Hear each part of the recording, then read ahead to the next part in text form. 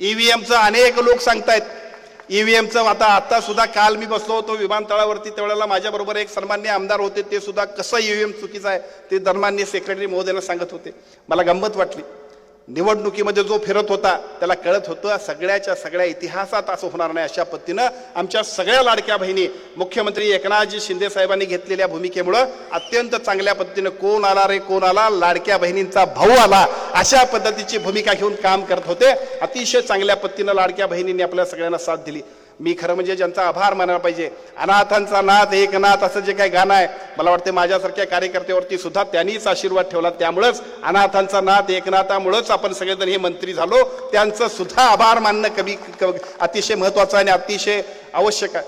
खरं तर या सगळ्या प्रक्रियेमध्ये लोकसभेच्या निवडणुकीमध्ये अतिशय महाविकास आघाडीला मिळालेला जो काही कौल होता, त्या कौलानंतर पुढच्या 6 महिन्यांमध्ये अनेक योजना आणि झपाटून केलेलं काम, रात्रंदिवस प्रचंड मेहनत, आदरणीय देवेंद्र फडणवीस साहेब असतील, आदरणीय अजितदादा पवार साहेब असतील आणि आदरणीय एकनाथजी शिंदे साहेब असतील, या तिघांनी मिळून केलेलं प्रचंड काम बघता बघता महाविकास आघाडीला एका बाजूला कुठं आता आपण बसायचं हे कळालं नाही आणि दुसऱ्या बाजूला आता 237ची आघाडी घेऊन आपण सगळेजण काम करतोय. या सगळ्याचं क्रेडिट जर कुणाचं असेल तर महाराष्ट्राचे तत्कालीन मुख्यमंत्री, शिवसेनेचे मुख्य नेते, आम्हा सर्वांचे मार्गदर्शक आदरणीय एकनाथजी शिंदे साहेबांचा आहे. अतिशय चांगल्या पद्धतीनं त्यांनी केलेल्या कामामुळे सुद्धा आपण सगळेजण या निवडणुकीमध्ये सुद्धा एका बाजूला विकासाचा डोंगर, दुसऱ्या बाजूला महिला भगिनींच्यासाठी असणारे अनेक कामं, मागासवर्गीय आमच्या सगळ्या समाज मंदिरासाठी त्यांनी दिलेला निधी, या शासकीय इमारती, रस्ते, पाणी, या सगळ्यांसाठी, अनेक धरणांसाठी त्यांनी दिलेला निधी बघता बघता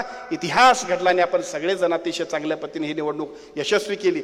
या निवडणुकीनंतर मंत्रिपदाची धावपळ सुरू झाली.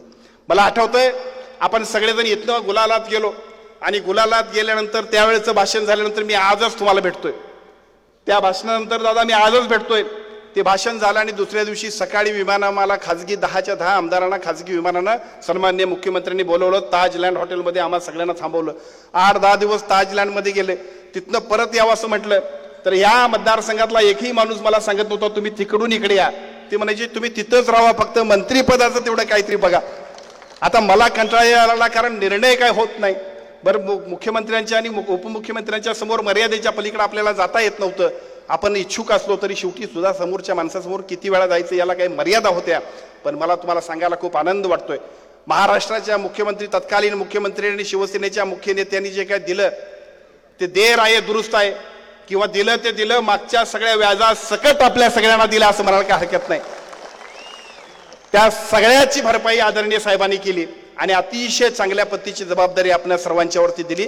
कॅबिनेट मंत्री आपण झालो. बघता बघता इतिहास घडला. या राधानगरी विधानसभा मतदारसंघामध्ये आजपर्यंत जे घडलं नाही ते आपण सगळ्यांनी घडवलं. आता आपल्या सगळ्यांची जबाबदारी वाढली. माझा सत्कार झाला, आपण सगळेजण सुद्धा खुश झालो. आजपासून तुम्ही, म्हणजे मी सांगत होतो यापूर्वी मी नाही तर जनता आमदार, आता आजपासून मी आपल्या सर्वांना सांगतोय मी नाही तर जनता मंत्री, अशा पद्धतीचं काम करण्याचा निर्णय आपण सगळेजण घेऊया. डॉक्टरांनी ऍडमिट होण्याचा सल्ला दिलाय, पण स्पेशल रूम परवडत नाही. मग टेन्शन घेऊ नका.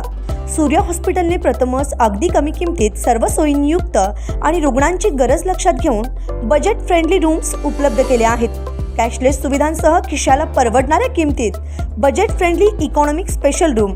पत्ता कोंडावळ चौक, लक्ष्मीपुरी, कोल्हापूर. संपर्क 9822 63 54 69. अशाच नवनवीन अपडेट पाहण्यासाठी आमच्या KK न्यूज चॅनेलला सबस्क्राईब करा.